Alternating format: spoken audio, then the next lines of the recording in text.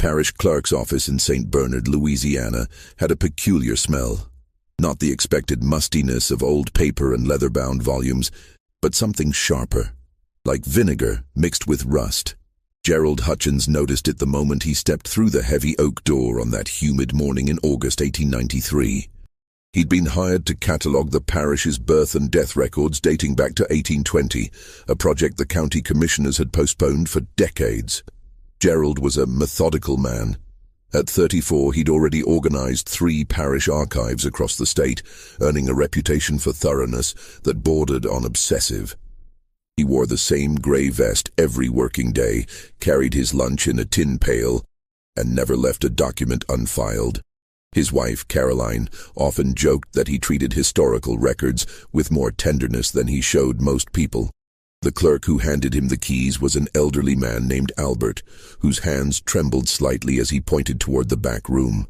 "Most of what you need is in there," Albert said, his voice carrying an odd hesitation. "The older materials.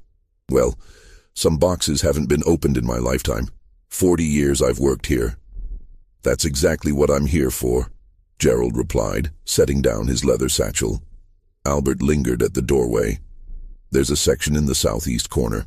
Previous clerks. They kept it separate. Special documents, they said." He paused, seeming to weigh his next words carefully. "I was told to leave those alone. Just passing along what I was told." Gerald nodded politely, already mentally organizing his approach. He'd heard similar warnings before, usually about documents related to family disputes or contested wills. Nothing he couldn't handle with discretion. The back room stretched longer than it appeared from the entrance. Tall wooden shelves lined both walls, sagging under the weight of record books, bundled correspondence and dust-covered boxes. Light filtered through 2 narrow windows, creating columns of illuminated particles that danced in the stagnant air.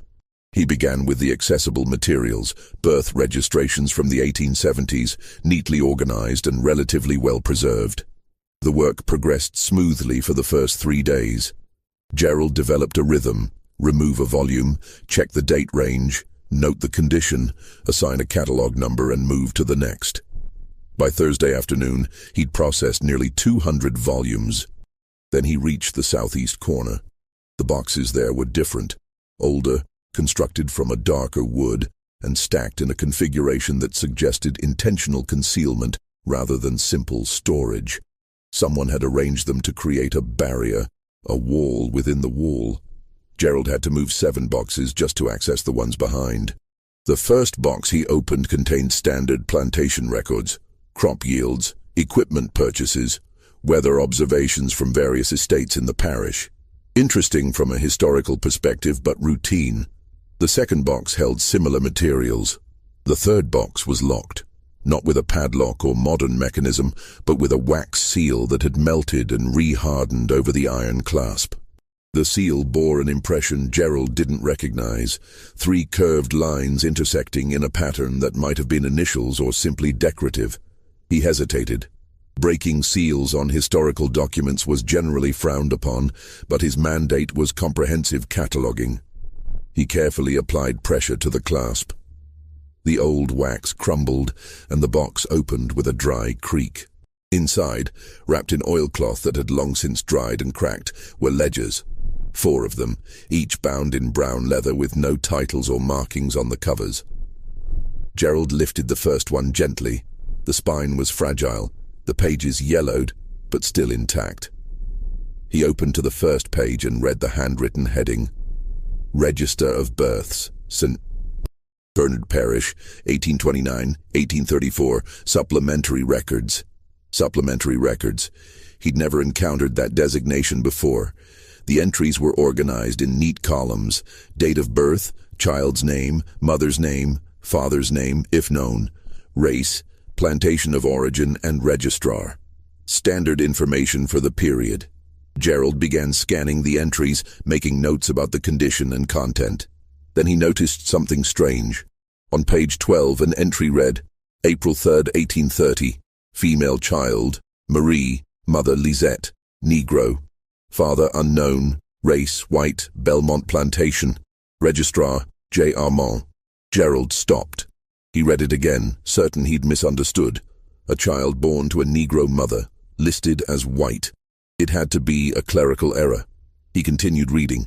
3 entries later. April 27, 1830, male child, Thomas. Mother, Patience, Negro. Father, unknown, race, white, Belmont Plantation, registrar, J. Armand, another one. He flipped forward, scanning faster now. His pulse quickened with each page. June 14th, 1830, female child, Rose. Mother, Dinah, Negro. Father, unknown, race, white, Riverside Estate, registrar, J. Armand, August 2, 1830, male child, Henry. Mother, Esther, Negro. Father, unknown, race, white, Oakwood Plantation, registrar, J. Armand. The pattern continued. Page after page, children born to enslaved mothers, designated as white, and every single entry signed by the same registrar, J. Armand. Gerald felt a cold sensation spreading through his chest. He checked the date on the ledger again, 1829 to 1834. He opened the second ledger. The pattern continued through 1835 to 1841. Different plantations, different mothers, different children. Always the same racial designation, always the same name signing off, J. Armand. By the time the afternoon light began fading, Gerald had documented 47 such entries across the 4 ledgers. 47 children born to enslaved mothers between 1829 and 1847, all registered as white, all certified by J. Armand. He sat back in his chair, mind racing. This wasn't random error. This was systematic. But why? Why would anyone register enslaved children as white? That evening, Gerald barely touched his supper. Caroline noticed immediately, setting down her fork with concern. "You look like you've seen something terrible." "Not terrible exactly," he said slowly. "Confusing. I found records today that don't make sense." He explained what he'd discovered, watching her expression shift from curiosity to disbelief to something darker. Recognition, perhaps, though she'd never studied Louisiana history particularly. "Could it have been a mistake?" she asked. "A clerk who didn't know the mothers? 47 times, across 18 years, same person signing every entry?" Gerald shook his head. "Someone knew exactly what they were doing. I just don't understand what or why." Caroline was quiet for a moment. "Maybe you shouldn't understand. Maybe that's why those boxes were hidden." Her words settled uncomfortably between them. Gerald had always approached historical work with detachment, events that happened long ago to people long dead. But this felt different. This felt deliberate. And that deliberateness implied purpose. "I need to find out who J. Armand was," he said finally. The Louisiana State Archives in Baton Rouge kept records of parish officials, clerks, registrars, and other administrative appointees. Gerald traveled there the following week, carrying his notes in a locked portfolio. The archivist, a stern woman named Mrs. Whitfield, directed him to the government appointment records. He found the name within an hour. Jacques Armand, appointed Deputy Registrar, St. Bernard Parish, January 1829, resigned, November 1847. 18 years, exactly matching the span of the mysterious ledgers. But there was more. Attached to the appointment record was a notation, added in different ink, apparently years later. Position dissolved following investigation. See Coroner's Inquiry, 1847, File 392. Gerald's hands trembled slightly as he requested File 392. Mrs. Whitfield returned with a thin folder, the pages inside brittle and brown at the edges. "This hasn't been accessed in decades," she remarked. "Are you researching something specific?" "Just trying to understand parish record-keeping practices," Gerald said, which was technically true. The coroner's inquiry was dated November 18, 1847. The subject, Jacques Armand, found deceased in his home at age 52. Cause of death, undetermined, possibly heart failure. But it was the testimony section that made Gerald's breath catch. A neighbor, Mrs. Violet Chenot, had testified that she'd gone to check on Armand after not seeing him for 3 days. She found him in his study, slumped over his desk. On the desk were papers. She couldn't read well, she'd testified, but she remembered seeing lists of names, children's names. The investigating deputy, a man named Robert Devereaux, had noted, "Deceased study contained extensive personal records related to parish registrations. Materials appeared to document births from 1829 to present, with notations regarding racial classifications and subsequent transfers. Documents were seized for review by parish authority. Transfers." Gerald underlined the word in his notes. The final page of the inquiry contained a brief addendum dated 3 months later. Investigation closed. Materials reviewed by parish commission. Records returned to archive storage. No criminal findings. No criminal findings. But what had they found? Gerald returned to St. Bernard with more questions than answers. He approached Albert at the clerk's office with a directness he usually avoided. "The name Jacques Armand, does that mean anything to you?" Albert's face paled visibly. He glanced around the empty office before lowering his voice. "How do you know that name?" "He was a registrar here, worked for 18 years. "He was more than a registrar," Albert said quietly. "My father worked in this office when I was a boy. He mentioned Armand once. Only once. Said some men do the devil's work with clean hands and legal papers." "What did he mean?" Albert shook his head. "Father never explained. But he told me if I ever found documents with Armand's signature, I should leave them be, that some history is better left buried."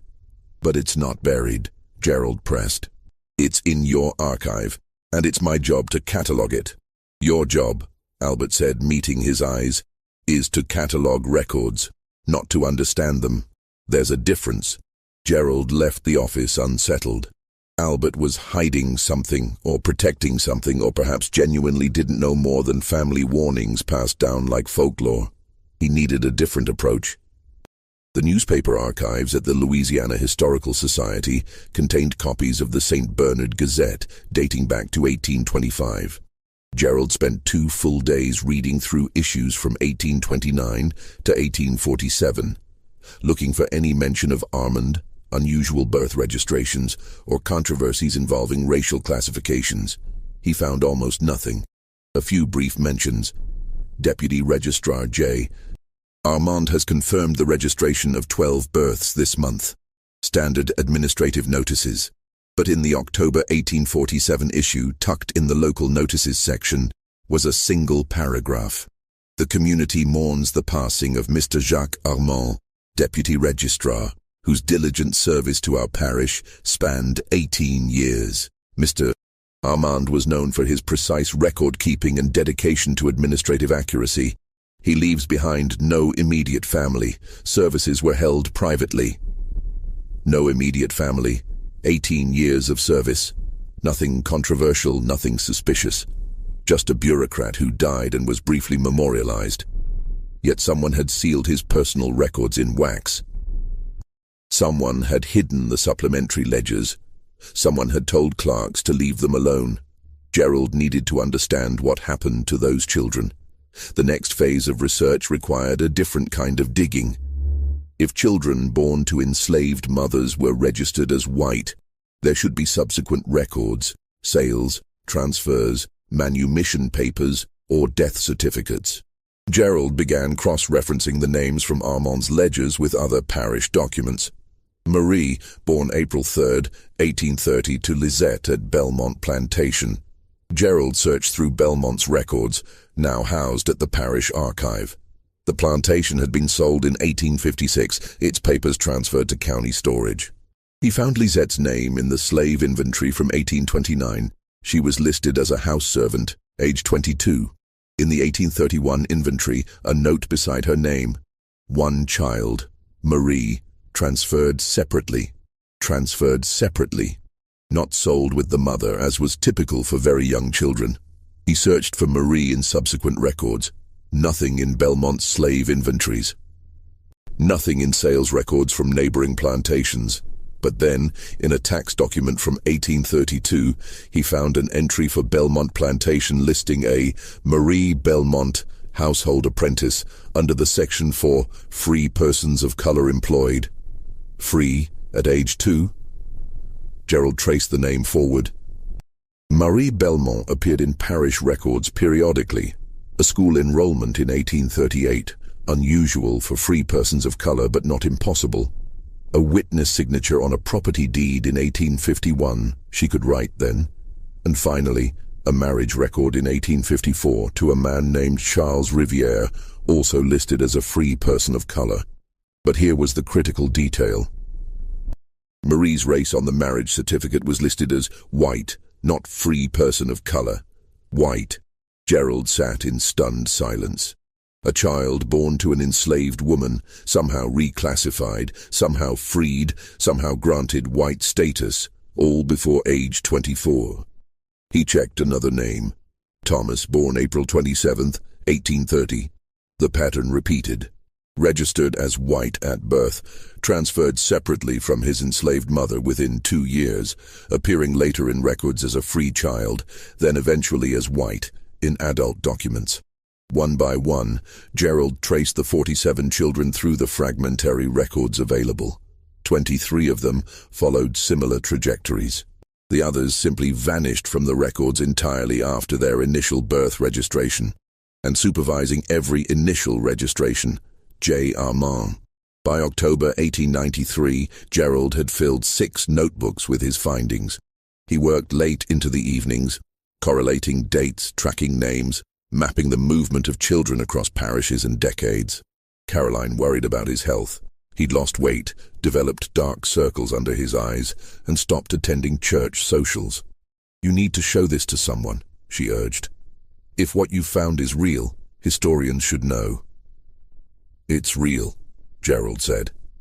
"But I don't understand the mechanism yet. How did this happen? Who authorized it? Why these specific children?" He was missing something crucial, some connective tissue that would make the pattern coherent. The answer arrived unexpectedly, not from documents but from a person. In early November, an elderly woman named Josephine Durant came to the parish office requesting a copy of her birth record. She was 83, she told Gerald, born in St. Bernard Parish in 1810. She needed the document for a property inheritance matter in New Orleans. Gerald located her record easily. She'd been born free to free parents of color, a relatively straightforward case. As he prepared the certified copy, making polite conversation, he mentioned he was researching historical record-keeping practices. "Did you ever know a man named Jacques Armand?" he asked casually. "He was a registrar here decades ago." Josephine's hand, reaching for the document, froze in midair. Her eyes, clouded with age but still sharp, fixed on Gerald's face. "Why are you asking about him?" The intensity in her voice made Gerald choose his next words carefully. "I found some unusual entries in old ledgers. His name appeared frequently. I'm trying to understand the context." Josephine sat down slowly in the chair across from his desk. For a long moment, she said nothing, her fingers twisting the fabric of her shawl. "I knew Armand," she said finally. "Everyone in the colored community knew him, though we didn't speak his name often, still don't." "What did he do?" "He kept 2 sets of books." She spoke slowly, as if pulling memories from deep storage. "Official books and other books. My aunt was a midwife. She delivered babies on half the plantations in this parish. She told me things toward the end of her life, things she'd seen." Gerald leaned forward. "What kind of things?"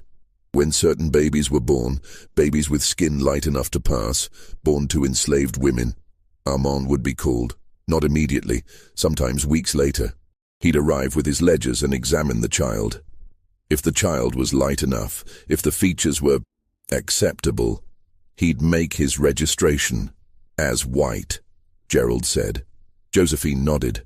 "Then the child would disappear from the plantation, within a year, sometimes just months. The mothers were told their babies died. Some believed it, others—" She paused. "Others knew better but couldn't do anything. Where did the children go?"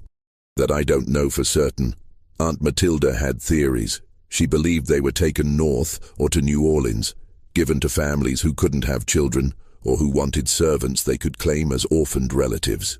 Light-skinned children could be raised as white, you understand, especially if the documentation said they were white from birth."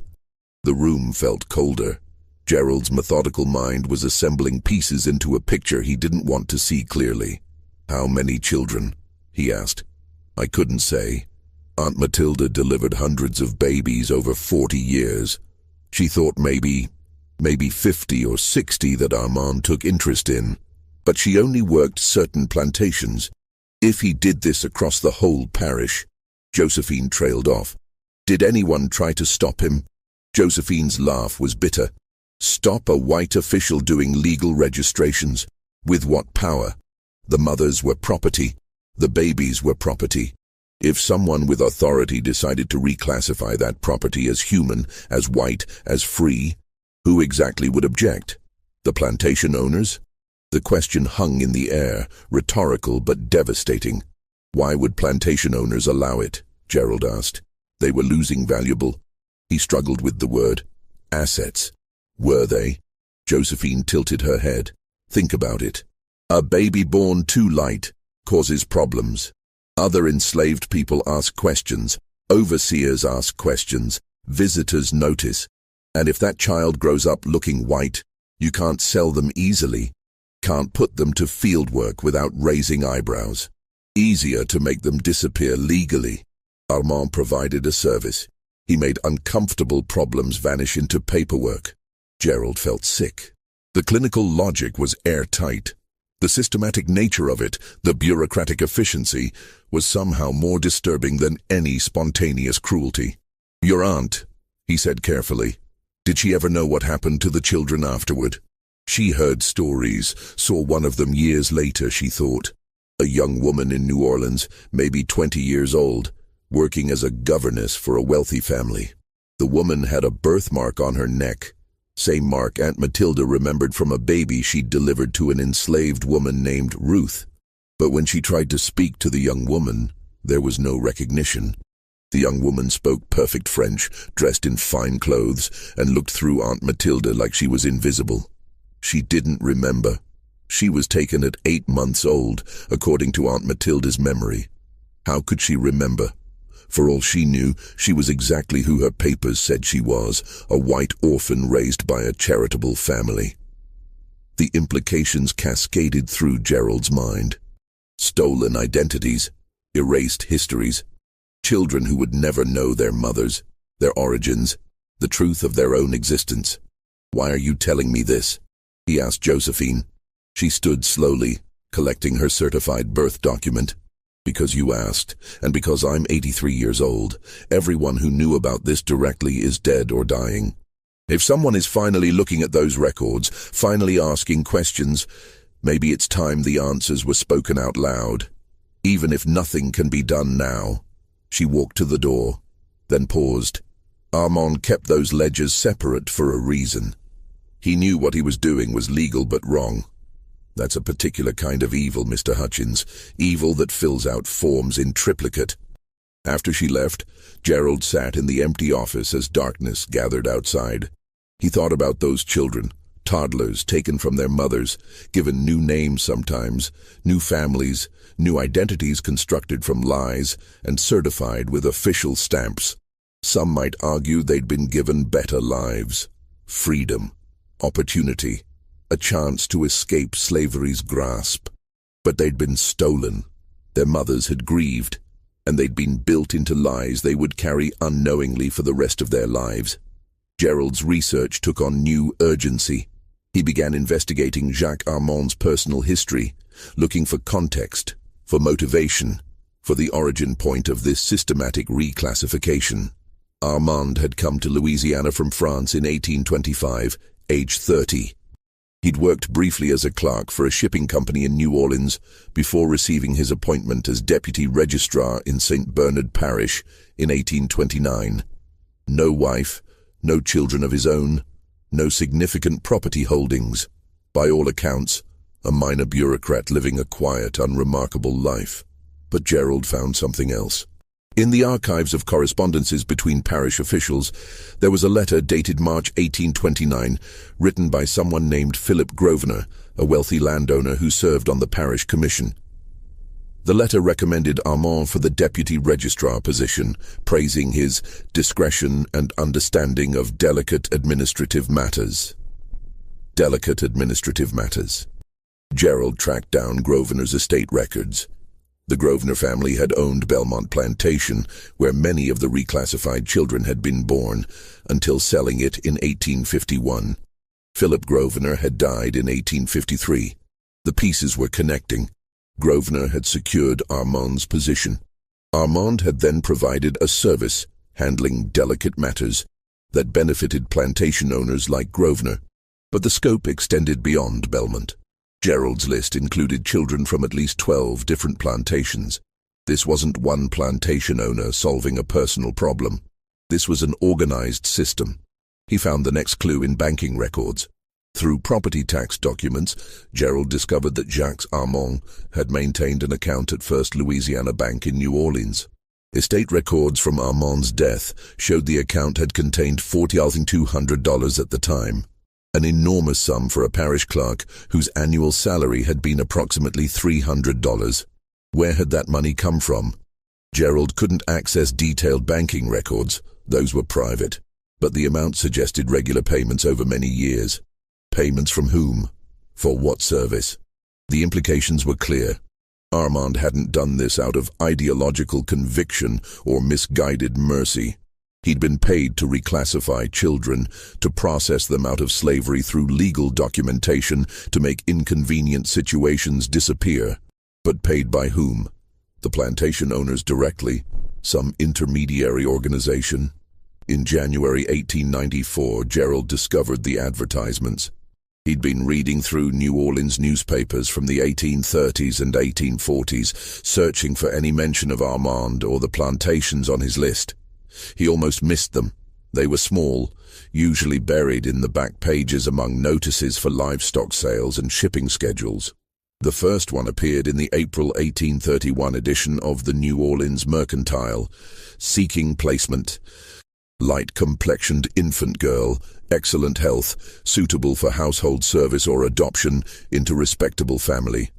Inquiries to P.G., care of Devereux and Associates, 127 Rue Royale. P.G. Philip Grosvenor. Gerald found 6 more similar advertisements over the next 3 years. The phrasing varied, but the structure remained consistent. Light-complexioned infant, excellent health, placement sought. Inquiries directed to initials care of Devereux and Associates. He'd seen that name. Devereux.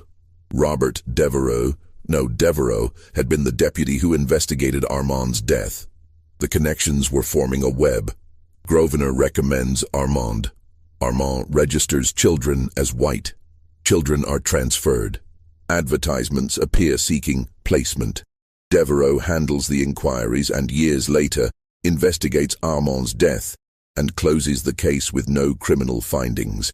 It was a network, a quiet, bureaucratic network that had operated for nearly 2 decades, moving children from slavery into fraudulent freedom, all while maintaining meticulous legal documentation. But Gerald still couldn't answer the fundamental question: what happened to the children who were placed?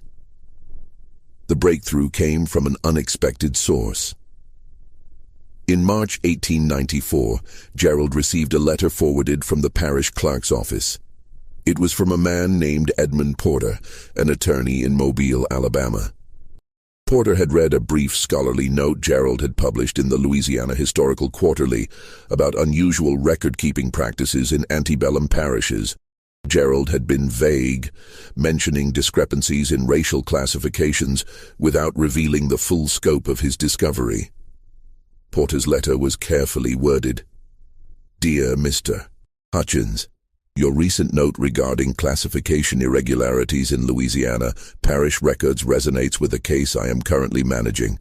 A client of mine, a woman of 73, recently discovered that her birth record from St. Bernard Parish contains inconsistencies with her family history as she understood it. She was told throughout her life that she was born to a white family that perished in a yellow fever epidemic, and that she was raised by adoptive relatives.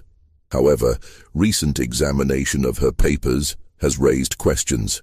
If you have information regarding irregular birth registrations from St. Bernard Parish, circa 1830, 1840, I would welcome correspondence. "This is a matter of significant personal importance to my client." Gerald responded immediately, asking for more details. Porter's next letter arrived within 2 weeks. "My client, whom I shall call Mrs. L for privacy, possesses a birth certificate registered in St. Bernard Parish in 1832, listing her race as white and her mother as deceased at childbirth. However, she recently obtained, through family papers, a contradictory document, a bill of sale from 1833 for one female child, light-skinned, named Lily, born to Negro woman named Grace. The child's description matches details my client knows about her own early childhood. The bill is signed by a notary named J. Armand. Mrs. L is devastated and seeking to understand her true origins. J. Armand had notarized the sale. Of course he had. He wasn't just registering these children, he was facilitating their entire transfer chain. Gerald wrote back, asking if Porter could share the names involved. Another exchange of letters brought the details. The child Lily had been born at Riverside Estate in 1832. Her mother, Grace, had died in 1835, according to plantation records. The child had been sold to a family in Mobile named the Prescotts, who'd raised her as an orphaned niece. Gerald checked his ledgers. There it was, May 19, 1832, female child, Lily, mother, Grace, Negro, father unknown, race, white, Riverside Estate, registrar, J. Armand. Mrs. L was one of the 47. Over the next several months, Gerald and Porter exchanged extensive correspondence. Porter was representing Mrs. L in an attempt to claim inheritance from her biological mother's side, a futile effort legally, Porter admitted, since enslaved persons couldn't leave property, but the principle mattered to his client. She wanted acknowledgement of her true origin. Through Porter, Gerald learned what had happened to at least one of the reclassified children. Sold to a family desperate for a child, or wanting a servant they could raise without the social complications of slavery, or perhaps genuinely believing they were rescuing an orphan. The buyers were given impeccable documentation, white birth certificates signed by an official registrar. The children were young enough to have no memories. The mothers were powerless to object or search. It was trafficking, Gerald realized. Legal, documented, bureaucratically processed trafficking of children, disguised as legitimate birth registration and orphan placement. And Armand had been the architect. Gerald's work became more public in 1895 when he presented preliminary findings at the Louisiana Historical Association's annual meeting. He was careful with his language, framing it as a study of administrative irregularities in antebellum record systems. But the implications were clear to anyone paying attention. The response was mixed. Some historians were fascinated, seeing research potential. Others were hostile, suggesting Gerald was fabricating controversy or misinterpreting routine errors. One prominent scholar from Tulane dismissed the entire matter as statistical noise in a system with poor oversight. But Gerald also received letters, 7 of them over the next year, from people across Louisiana, Mississippi, Alabama, and Georgia. Each letter told a similar story. Family documents that contradicted official records.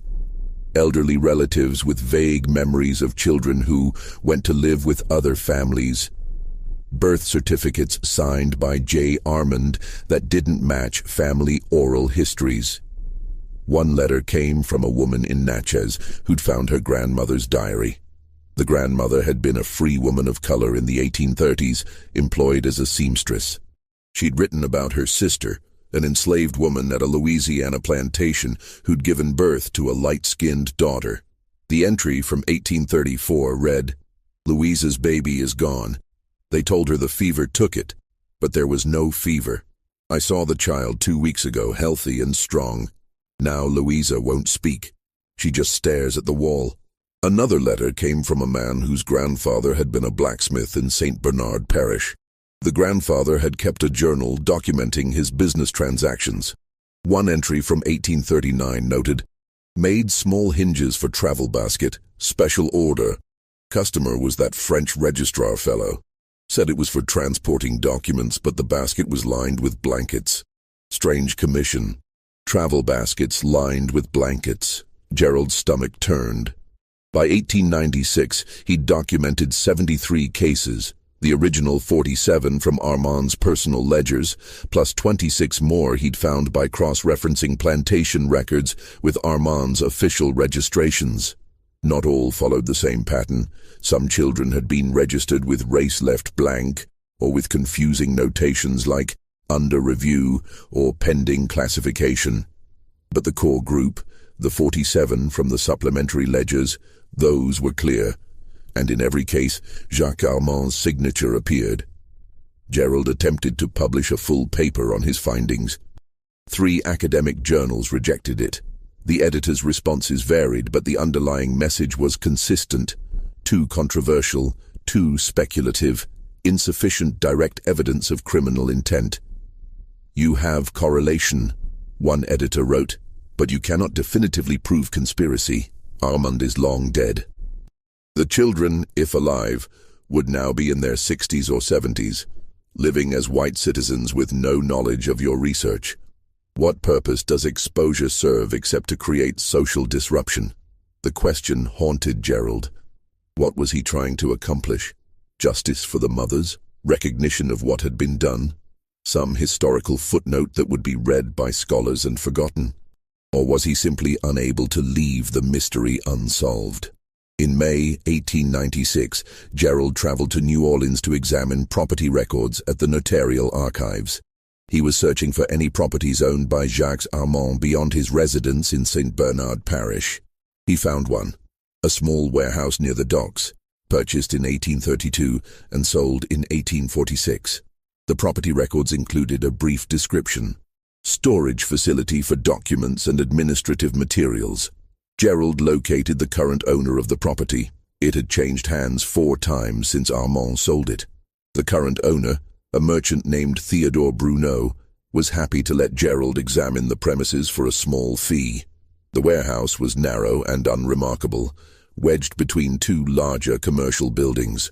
Bruneau explained it was primarily used for storing imported textiles now. Previous owner used it for similar purposes, he said. Before that, I couldn't tell you. Would you mind if I examined the structure? Gerald asked. Sometimes old buildings have historical materials left behind. Bruneau shrugged. Look wherever you like. Just don't damage anything. Gerald spent 3 hours inspecting the warehouse. The ground floor revealed nothing unusual. Empty wooden crates, remnants of textile wrappings, dust. But there was a small upper floor, accessed by a narrow staircase. The upper room was perhaps 12 feet by 15 feet. 2 small windows, now painted over, faced an alley.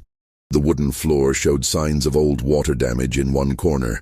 Otherwise, the space was empty. Gerald walked the perimeter slowly, testing floorboards, examining walls. He was about to give up when he noticed something odd about the chimney breast. The brickwork there was slightly different. Newer mortar, subtle color variation. He pressed against the bricks experimentally. One shifted. Working carefully, Gerald removed 6 bricks from a section about 4 feet up from the floor. Behind them was a cavity, and inside the cavity was a leather satchel, stiff with age and moisture damage. His heart pounding, Gerald extracted the satchel and carried it to the window for better light. The leather was cracked and moldy, but the contents were protected inside an oilcloth wrapper. Papers, folded documents, and a small notebook. The notebook's cover was unmarked. Gerald opened it gently, mindful of the brittle pages. The first page, in neat handwriting, read, Private Record of Placements, J. Armand, 1829-1847, to be destroyed upon my death. But it hadn't been destroyed. It had been hidden. The notebook contained names, dates, and destinations.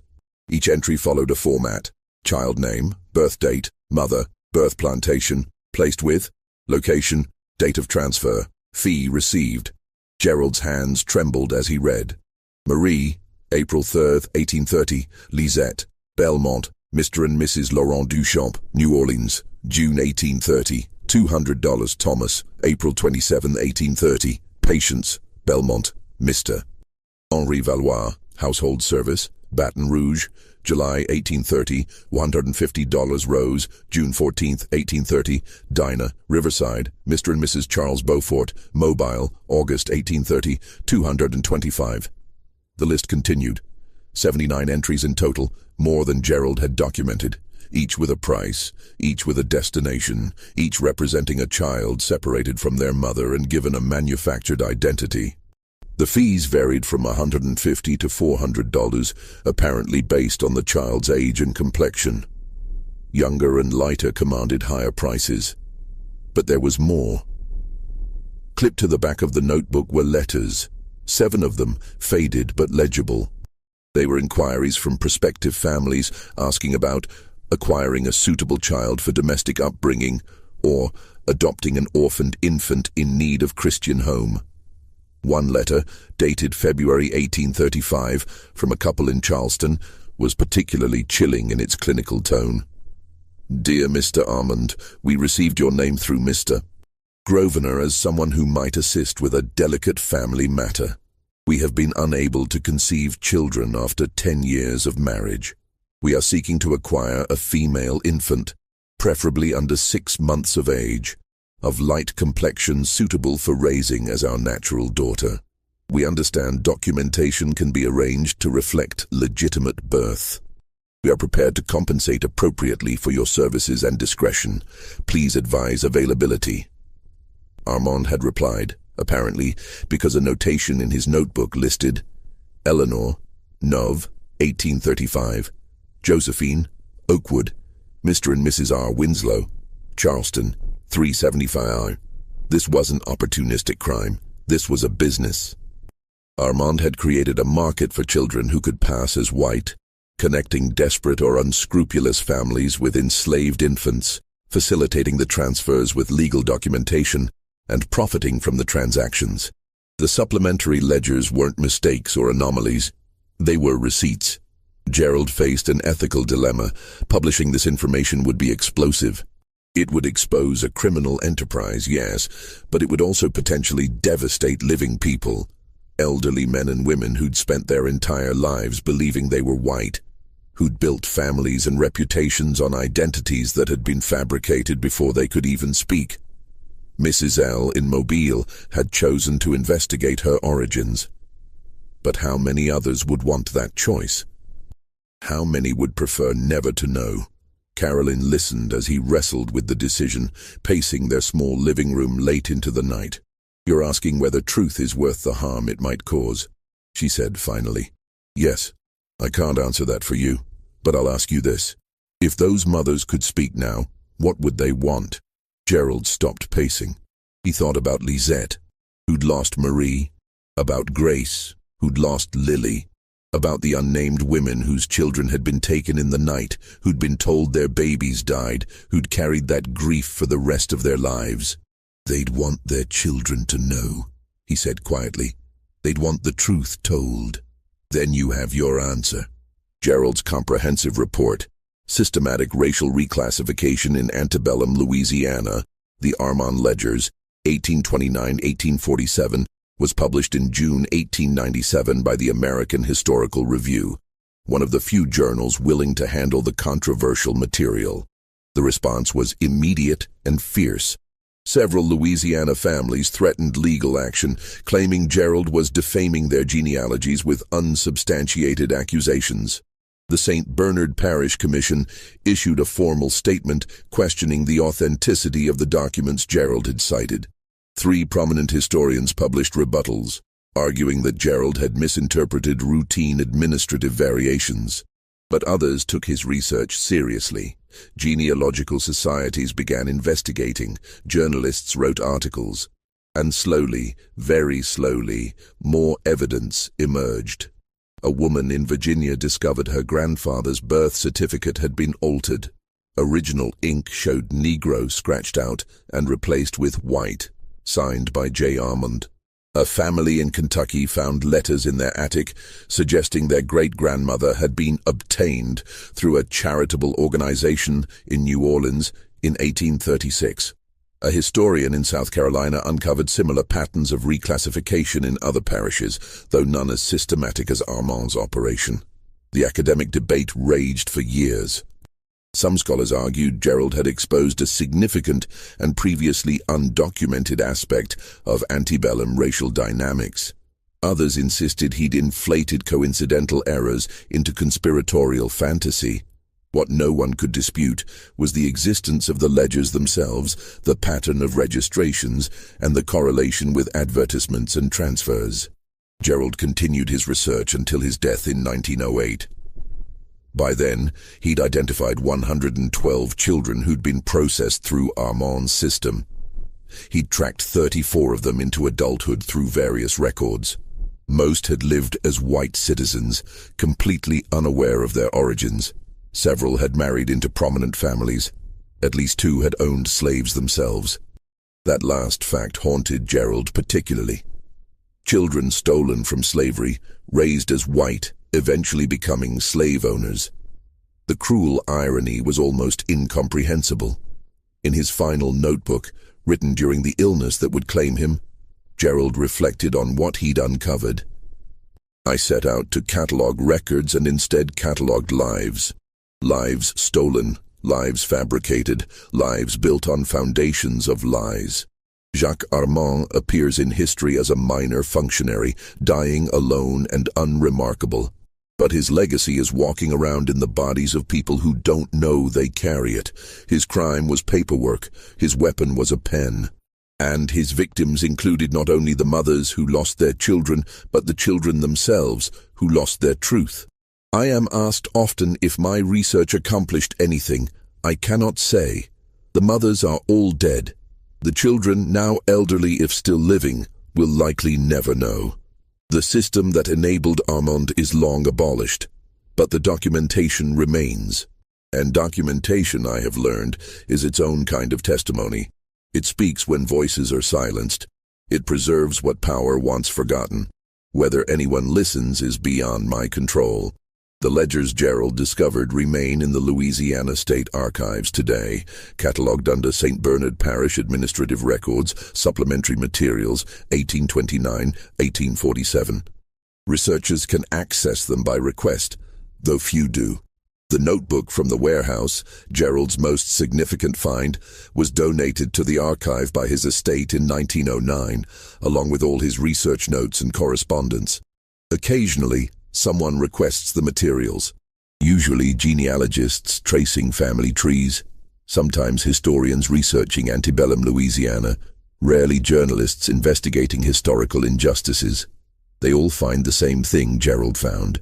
79 children documented in Armand's private notebook, 47 in the supplementary ledgers, and countless others implied by the gaps in plantation records and the pattern of transfers. And in every single entry, one name appears as the certifying authority, the notary, the registrar who made it all legal, J. Armand. In 1983, a graduate student at Louisiana State University named Rebecca Chen was researching racial classification systems for her dissertation. She accessed the Armand materials and began cross-referencing them with genealogical databases that had become available through computerization. She found something Gerald Hutchins had never had the technology to discover. Using birth records, death certificates, marriage licenses, and census data, Rebecca traced the descendants of 12 children from Armand's ledgers. Not the children themselves. All were long deceased. But their children, grandchildren, and great-grandchildren. She estimated that those 12 children alone had approximately 2,400 living descendants as of 1983. 2,400 people living across the United States, most identifying as white, none aware that their great-great-grandfather or great-great-grandmother had been born to an enslaved woman and processed through Jacques Armand's reclassification system. Rebecca sat in the archive reading room, staring at her computer printouts, wrestling with the same ethical question Gerald had faced 90 years earlier. Should she publish this? She decided against it. Her dissertation examined the administrative mechanisms of racial classification without identifying specific modern families. The Armand case became a footnote, A documented example of systematic reclassification, mentioned briefly, then left in the historical record for others to find or ignore as they chose. The truth about Jacques Armand's operation remains incompletely understood. Why did he start? Did he believe he was helping the children, or was it purely mercenary? Was he coerced into the role, or did he design the system himself? No personal letters survive to reveal his thoughts. No diary explains his motivations. Only the ledgers remain, cold, precise, methodical entries recording children transformed from enslaved to free, from black to white, from one identity to another, all with the stroke of a pen. The mothers' voices are even more absent. Not one testified. Not one left a written account. Not one was asked by any official body what they thought or felt or wanted. Their children were taken, recorded, and erased from their lives, and the system that enabled it never required the mother's consent or even acknowledgement. History remembers them now only as names in a column. Lisette, Grace, Dinah, Esther, Patience, Josephine. Women who gave birth and then lost their children not to death, which was grief enough, but to a legal fiction that rendered them non-existent as mothers. There's a box in the Louisiana State Archives filed under reference code SBP 1829 SUP that contains the 4 supplementary ledgers Gerald Hutchins found in 1893. The box is marked with a note added by an archivist in 1974. Contains sensitive genealogical material. Researchers requesting access must sign disclosure agreement. Inside the front cover of the first ledger, someone, perhaps Gerald, perhaps an archivist, has placed a small card with typed text. These records document children born between 1829 and 1847 who were registered with racial classifications inconsistent with their maternal lineage. The individuals named herein were reclassified through legal processes managed by Deputy Registrar Jacques Armand. Descendants of these individuals may be unaware of the circumstances of their ancestors' births. Handle this information with appropriate sensitivity. Appropriate sensitivity. As if there's an appropriate way to handle the revelation that identities were stolen, lives were fabricated, and mother's grief was buried in bureaucratic files labeled supplementary. The ledgers themselves are unremarkable objects. Brown leather, fading ink, yellowed pages. They look like any other administrative record from the period. Nothing about their physical appearance suggests the weight of what they contain. But when you open them and read the entries, line after line, page after page, year after year, always ending with that same signature, the systematic nature of it becomes visceral. This wasn't chaos or individual cruelty. This was organized, documented, compensated efficiency. Evil, as Josephine Durant had observed, that filled out forms in triplicate. In 2003, a genealogist working on a family tree for a client in Atlanta discovered an inconsistency. The client's great-great-grandmother, Martha, had a birth certificate from St. Bernard Parish dated 1841, listing her race as white and her parents as unknown, orphaned at birth. But attached to the certificate, apparently by accident when documents were copied decades earlier, was a one-page fragment from what appeared to be a plantation inventory. The fragment listed, birth, female child to Hannah, light complexion, reported to registrar. The birth dates matched. The genealogist, following professional ethics, shared the finding with her client. The client requested no further investigation. The genealogist filed her notes and moved on to other projects, but she made one additional check before closing the file. She looked up who had signed Martha's birth certificate. J. Armand. She'd never heard the name before, so she did a quick search through historical databases. She found Gerald Hutchins's 1897 paper. She read it in one sitting, then went back and looked at her client's documents again. Martha was one of the 79. The genealogist wrote a brief email to the Louisiana State Archives, asking if the Armand materials had been digitized. They had not. Budget constraints, the archivist explained, perhaps someday. Someday the ledgers might be scanned, made searchable, cross-referenced with national genealogical databases. Someday thousands of people might discover their ancestors were processed through Jacques Armand's system. But not yet. For now, the ledgers sit in their box, in a climate-controlled vault, waiting for researchers who rarely come. The last known person to fully review all the Armand materials was a documentary filmmaker in 2011. She'd been developing a project about hidden histories of slavery in Louisiana. She spent 2 weeks with the ledgers, photographing pages, taking notes, planning interviews. The documentary was never completed. Funding fell through, she explained later, and the subject matter proved too legally complicated.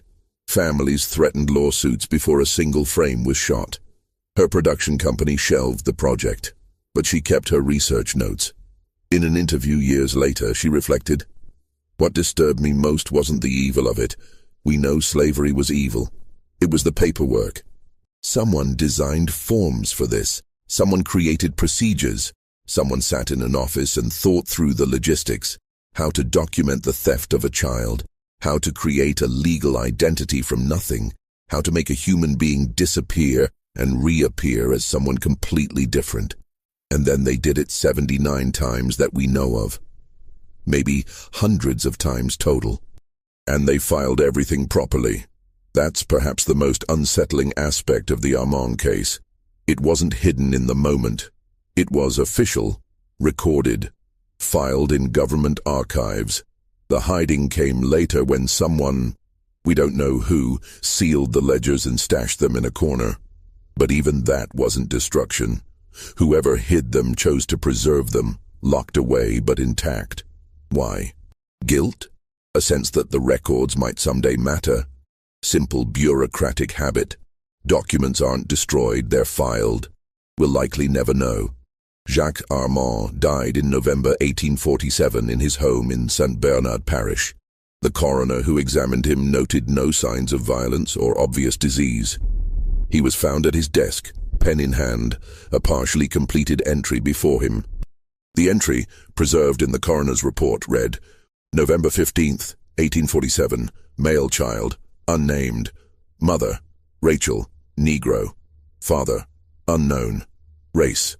The race field was blank. Whatever Armand had been about to write, death interrupted him. The child was never registered. No subsequent record exists of a baby born to Rachel at any St. Bernard plantation in November 1847.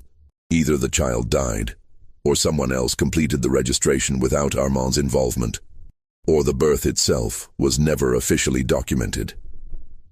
It was Armand's last entry, his final act in a system he'd maintained for 18 years. He was buried in the St. Bernard Parish Cemetery in a plot with no surviving stone. Records show the location, but the marker has long since disappeared or eroded beyond recognition. No descendants claimed the plot. No one maintained it. Jacques Armand exists now primarily as a signature on documents and a name in historical papers. A man who processed children through paperwork, who turned human beings into transactions, who built a business from separated families, and who died at his desk in the middle of yet another entry. The mother's stories are harder to trace. Enslaved women rarely appear in historical records except as property inventories. We know their names only because Armand documented them as the mothers of children he reclassified. Lisette, who gave birth to Marie in 1830, appears in Belmont plantation records until 1844. Then her name vanishes, sold, possibly, or dead, or simply recorded elsewhere under different documentation. Grace, who gave birth to Lily in 1832, is noted as deceased in 1835. Cause of death unlisted. Dinah, mother of Rose, appears in records through 1852. A notation beside her name in an 1843 inventory reads, age approximately 35, field worker, reduced productivity. No further details. These fragmentary traces are all that remain. Women who carried children, gave birth, and then had those children taken and legally erased. Whether they knew their children survived, whether they hoped for reunion, whether they mourned them as dead or lost or stolen, none of that was recorded. The system didn't require their grief to be documented, so it wasn't. There's a question researchers occasionally ask when studying the Armand case. What happened to the children who were raised as white? Did they live better lives than they would have as enslaved people? It's an impossible question to answer, and many argue it's the wrong question entirely. It presumes the only two options were enslavement or theft, when the actual moral option, abolishing slavery, existed as an alternative their society simply refused to choose. But the question persists because the answer is complicated. Some of the children Armand placed were raised in comfortable circumstances, educated, given opportunities they would have been denied under slavery. Marie, the first entry in Armand's notebook, grew up in New Orleans with the Duchamp family. Records suggest she learned to read and write, married a free man of color, and lived to age 68. Others faced harder paths. Gerald's research suggested at least 11 of the reclassified children were essentially bonded servants, legally free but practically bound to the families who'd purchased them through debt, manipulation, or simple lack of alternatives. And all of them, regardless of their material circumstances, lived lies. They didn't know they were living lies, which perhaps made it easier, but the truth remained hidden beneath legal documents and false narratives. In 1999, a historical preservation society in St. Bernard Parish erected a small memorial in the county courthouse. The plaque reads, "In memory of the enslaved mothers and children of St. Bernard Parish whose families were separated through both illegal and legal means, may their names be remembered and their stories acknowledged." It doesn't mention Jacques Armand by name. It doesn't detail his system or the scope of the reclassifications. It's deliberately vague, a compromise between competing desires, to acknowledge what happened without specifying who was harmed or how. Some local historians argued even that vague memorial was inappropriate, dredging up painful history, they said, that couldn't be remedied and only caused division. Others insisted it didn't go far enough, that naming Armand and documenting the specific crimes was necessary for true historical reckoning. The memorial was vandalized twice in its first year. Both times it was repaired. Now it sits quietly in the courthouse lobby, passed by hundreds of people each week, most of whom don't pause to read it. The last known verified descendant to learn of their connection to Armand's system was a man named David Pritchard, who discovered the truth in 2007 while researching his family genealogy for his grandchildren. David was 71, a retired school teacher in Mississippi. He'd grown up believing his great-grandmother Elizabeth had been an orphan raised by a kind family in Louisiana. That was the story passed down through 4 generations. But when David obtained Elizabeth's actual birth records for his genealogy project, he found inconsistencies. Her birth certificate listed her race as white, her mother as unknown, and her birth location as St. Bernard Parish, 1838. The registrar's signature, J. Armand. Something about the name tickled his memory. He searched online and found references to Gerald Hutchins's research. Then he found the archived ledgers, now partially digitized, and saw an entry. Elizabeth, March 12, 1838. Miriam, Riverside, Mr. and Mrs. Stephen Landry, Baton Rouge, April 1838. 200 the D. His great-grandmother had been born to an enslaved woman named Miriam, then sold as an infant for $280 to the family who'd raised her. David spent months processing this information. He experienced, he later wrote in a personal essay, a kind of identity vertigo. Everything he'd believed about his family history, his heritage, his ancestry, was suddenly uncertain. He was white. He'd lived 71 years as a white man, but his great-grandmother had been born to a black enslaved woman. What did that make him? What was the truth of his identity? He didn't publicize his discovery widely. He told his children and grandchildren, shared the documents, and left them to decide what it meant for their own sense of self. Some were fascinated, eager to research further. Others were uncomfortable, unsure how to integrate this information into their self-understanding. David wrote, "I don't know if learning this truth made my life better or worse. I only know it's the truth, and I prefer truth to comfortable lies, even when the truth is this complicated." The question that haunts the Armand case is simple but unanswerable. How many were there really? Gerald Hutchins documented 112. Armand's personal notebook listed 79, but those were only the cases with surviving documentation. How many ledgers were destroyed? How many entries were made in books that were lost, burned, or deliberately eliminated? If Armand maintained his operation for 18 years, averaging 4 to 5 placements per year based on documented cases, the total could easily exceed 200 children. If other registrars in other parishes operated similar systems, and evidence suggests at least 3 others did, though on smaller scales, the total across Louisiana might reach several hundred. And if those children each had descendants, if family trees branched and spread over 6 or 7 generations, the mathematics become staggering. Thousands of people, possibly tens of thousands, walking around today with no idea that their ancestry includes a woman whose child was stolen and legally transformed into someone else. Is it important that they know? Does it matter now? Historians disagree.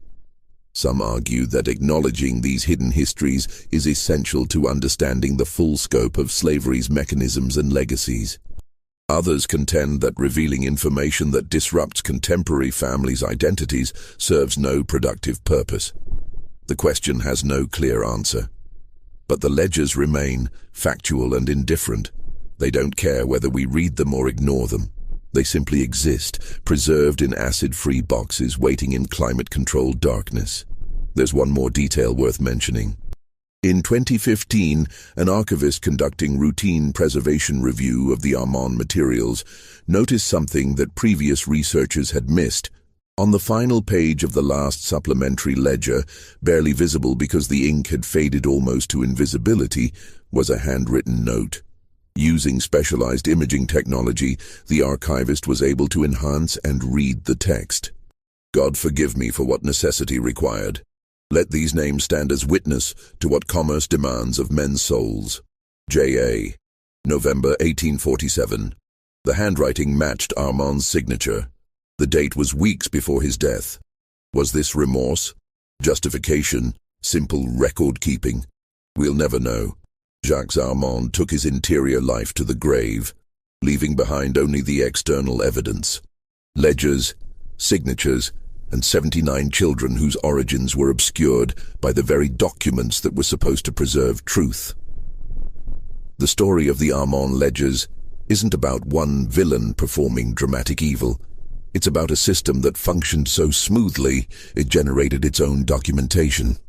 It's about how the legal and the criminal can be identical when the law itself is built on injustice. It's about children who became someone else before they were old enough to know they were anyone at all. And it's about the peculiar cruelty of bureaucracy, how forms and signatures and official seals can transform the theft of a child into a properly processed transaction, complete with receipts. The ledgers still exist. The system that created them is gone. The children are long dead. Their mothers are forgotten except as names in a register.